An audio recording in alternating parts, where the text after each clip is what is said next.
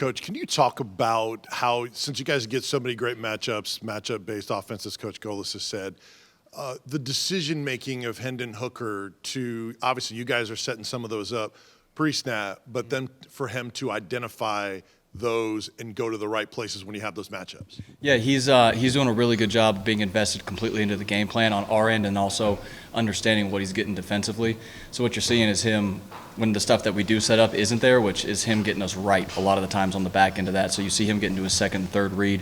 You're seeing him check plays at the line of scrimmage, and then the defense check out, and then he gets to the check off the check. So he's doing a lot of pre-snap operation at a really high level, which is why he's being extremely successful post-snap. Joey, I know Hendon is like disciplined and under control like 90% of the time, but can you give us some example when he's been agitated or angry or animated, just sometime when he's lost his cool, even in a good way?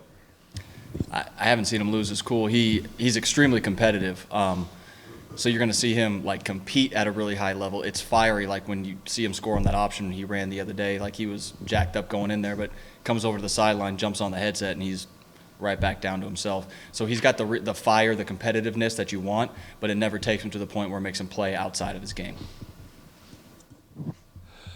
Joey, he's so many explosive plays. You know, fans just throw it deep every time. How impressed have you been with Hendon's patience with that decision making? To take the easier throw, to check to the run when the box is light. How impressed are you with his patience at the game? It's been great, and we've had the conversation that as you start having success, especially in this style of offense, a lot of guys start to get greedy. And you're not seeing that from him at all. You're seeing him check the ball down. You're seeing him find his tight ends, his backs. You're seeing him get to comebacks, all that type of stuff. When, sometimes it'd be easy just to drop back and try to throw it as far as you can to Jalen.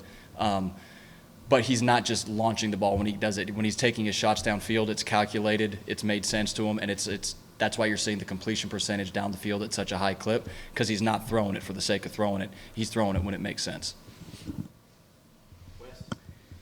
Joey, how many things go into getting a quarterback to make decisions as quickly as y'all need a quarterback to do that? I mean, I know it's not the only one. There's guys all over the place that have to on the offense, but how quickly or how much goes into getting the quarterbacks to do what y'all need them to do? It's a lot. It's a primary focus of our off-season training, which is why we do like our QB school in the summer, where it's all defensive recognition through absolute mud pictures, because that's what they see when they snap it. Our guys, they have to process faster than anybody in the country. That's a fact. It is what it is, because we're playing at a high clip, so they got to find muddy pictures and make sense out of them really, really quickly. His off-season preparation, I know I said that last time I was in here, has allowed him to see and dissect defenses extremely quickly, which is why when we're going fast, when it does look like a jumbled mess on the other side of the ball, he's still eye definition, discipline, knows exactly where he's going, which means his feet are in good position, which means he's accurate. So it's the whole system playing together like that. Rob, then Page. Coach, Georgia, I mean, if you look at it, obviously they're leading the SEC in defense, total yardage, but they don't make a ton of sacks. I mean, they don't force a ton of turnovers. That doesn't seem to go hand in hand. Are they just good enough to play vanilla?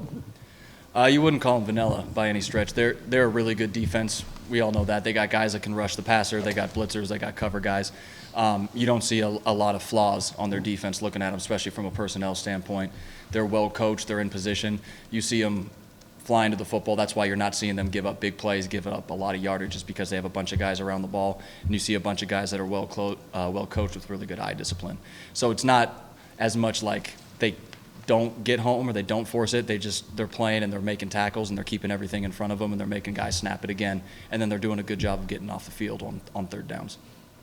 Hendon has recently emerged as the Heisman favorite. What do you think it is about with the voters or the bettors that they find Hendon to be so special to be maybe that first Tennessee player to get the Heisman? I think with Hendon, his numbers are speaking for themselves right now, and he's been in a lot of big games this year, and it doesn't look like any big game has been too big for him.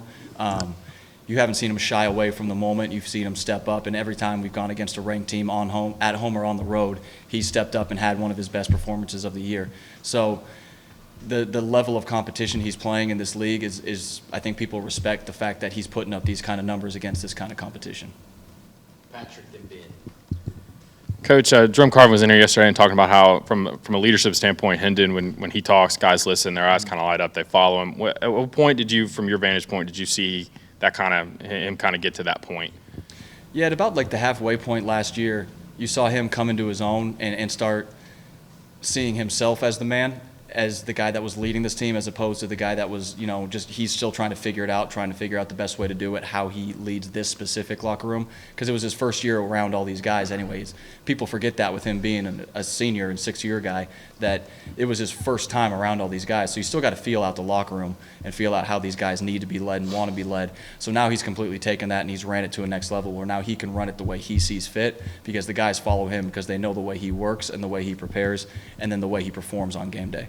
All that goes together with him being able to take charge of this team.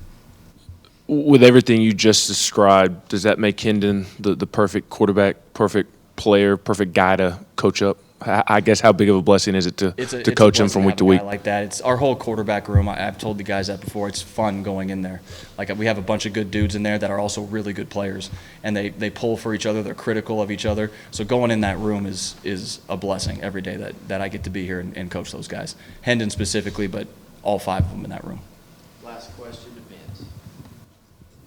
Joey, can you speak to that operation of having to go the fastest in the country, but with the coaches, how you guys merge all that together and do what you guys need to do as a coaching staff to make sure it operates all together, you, Coach Golish, Coach Hype, all that? So as we're putting the game plan together throughout the week, it's a lot of it because, like I was saying, of how the quarterback has to process this and how he has to see it, because the quarterback makes it go in this offense.